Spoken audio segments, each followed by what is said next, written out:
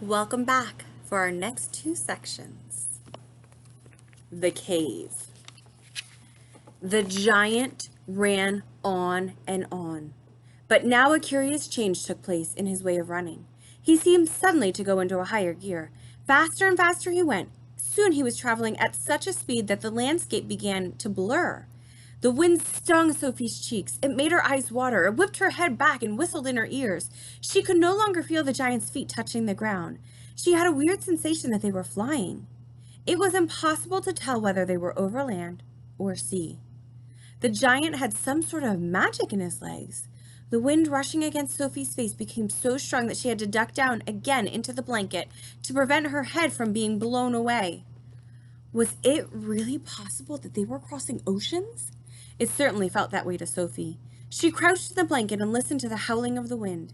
It went on for what seemed to be hours. Then all at once the wind stopped its howling. The pace began to slow. Sophie could feel the giant's feet pounding once again over the earth. She poked her head out above the blanket to have a look. They were in a country of thick forests and rivers rushing. The giant had definitely slowed down and was now running more normally, although normal was a silly word to use to describe a galloping giant. He leapt over dozens of rivers. He went rattling through a great forest, then down into a valley, and up over a range of hills as bare as concrete. And soon he was galloping over a desolate wasteland that was not quite of this earth. The ground was flat and pale yellow. Great lumps of blue rock were scattered around. And dead trees stood everywhere like skeletons. The moon had long since disappeared, and now the dawn was breaking. Sophie, still peering out from the blanket, saw suddenly ahead of her a great craggy mountain. The mountain was dark blue, and all around it the sky was gushing and glistening with light.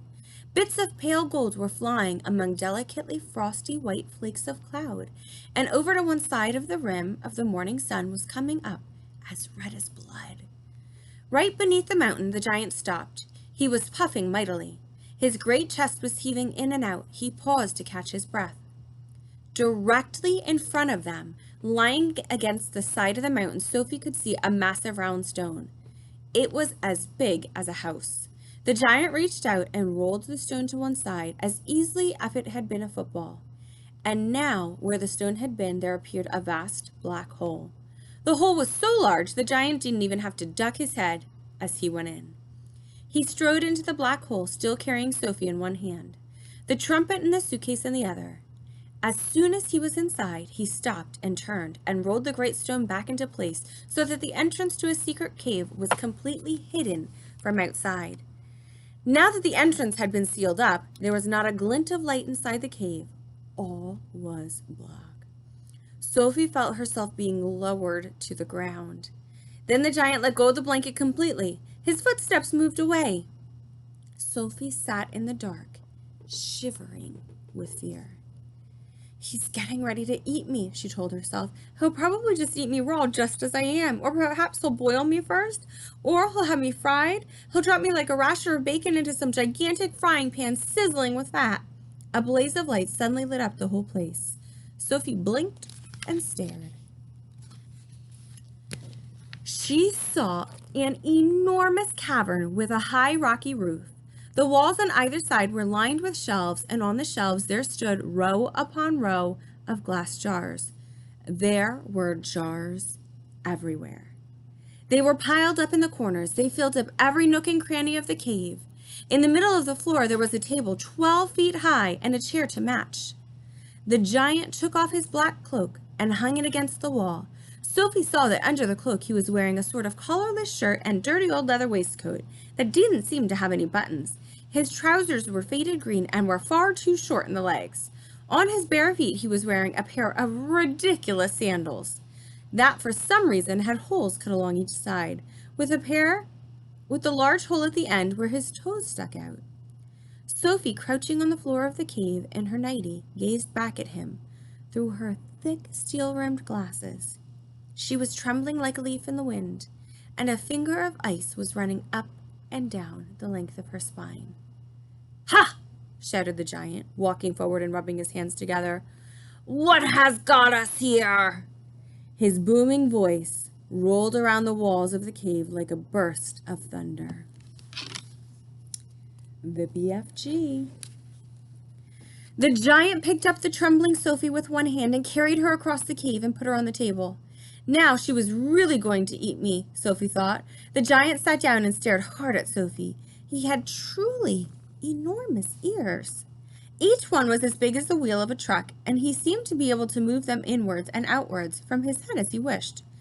"I is hungry," the giant boomed. He grinned, showing his massive, square teeth. The teeth were very white and very square, and they sat in his mouth like huge slices of white bread. Please don't eat me," Sophie stammered. The giant let out a bellow of laughter. "Ha ha ha ha ha! Just because I is a giant, you think I is a man gobbling cannibal?" He shouted. "You is about right. Giants is all cannibal and murderful, and they does gobble up human beings. We is in giant country now. Giant is everywhere around. Out there, us has the famous bone-crunching giant. Bone-crunching giant crunches up 2 wopsy-whiffling human beings for supper every night. Noise is ear-busting. Noise of crunching bones goes crackety-crack for miles around." "Ouch," Sophie said. "Bone-crunching giant only gobbles human beings from Turkey," the giant said. "Every night the bone cruncher is galloping off to Turkey to gobble Turks."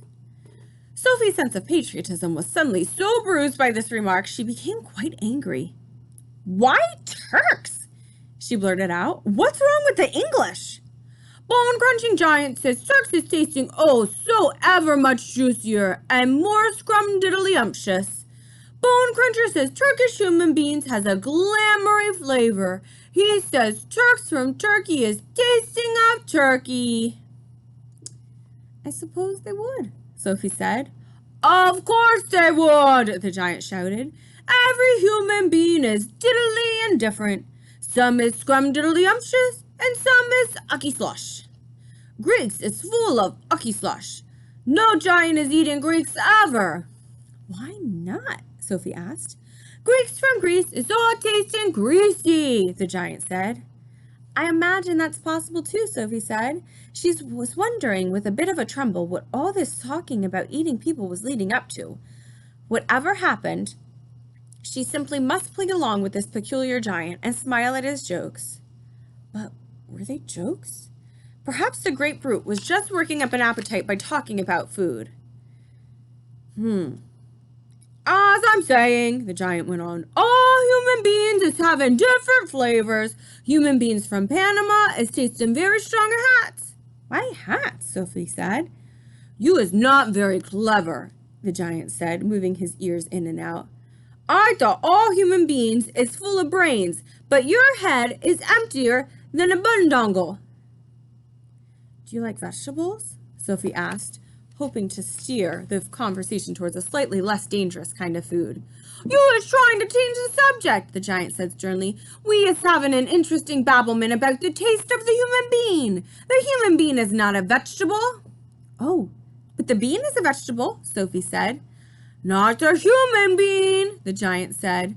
"The human bean has 2 legs and a vegetable has no legs at all." Sophie didn't argue anymore. The last thing she wanted to do was make the giant cross. "The human bean," the giant went on, "is coming in billions of different flavors. For instance, human beings from Wales is tasting very whooshy of fish.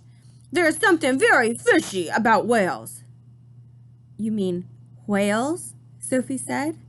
"Whales is something quite different." "Whales is whales," the giant said. "Don't gobble-funk around me with words. I will now give you another example. Human beings from Jersey has the most disgustable woolly tickle on the tongue," the giant said. "Human beings from Jersey is tasting like cardigans." "You mean jerseys?" Sophie said. "You are once again gobble-funking," the giant shouted. "Don't do it. This is serious and snitching subject. May I continue?" "Please do." Sophie said. Danes from Denmark has tasted never so much of dogs, the giant went on. Of course, Sophie said. They taste of Great Danes. Wrong, cried the giant, slapping his thigh. Danes from Denmark is tasting doggy because they taste enough Labradors. Then what do the people of Labrador taste of? Sophie said. Danes, the giant cried triumphantly. Great Danes! Aren't you getting a bit mixed up? Sophie said. I is a very mixed up giant, the giant said. But I do my best, and I is not nearly as mixed up as the other giants. I know one who gallops all the way to Wellington for his supper. Wellington? Sophie said. Where is Wellington?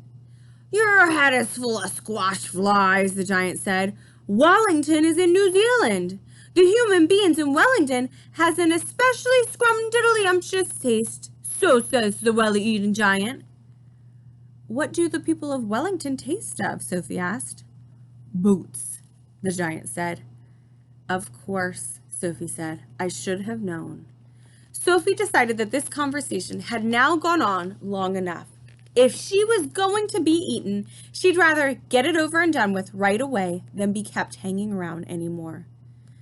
What sort of human beings do you eat? She asked, trembling. Me? Shouted the giant, his mighty voice making the glass jars rattle on the shelves. Me gobbling up human beings? This I never! The others, yes. All the others is gobbling them up every night, but not me. I is a freaky giant. I is a nice and jumbly giant. I is the only nice and jumbly giant in giant country. I is the big, friendly giant. I is the BFG. What is your name? My name is Sophie, Sophie said, hardly daring to believe the good news that she had just heard.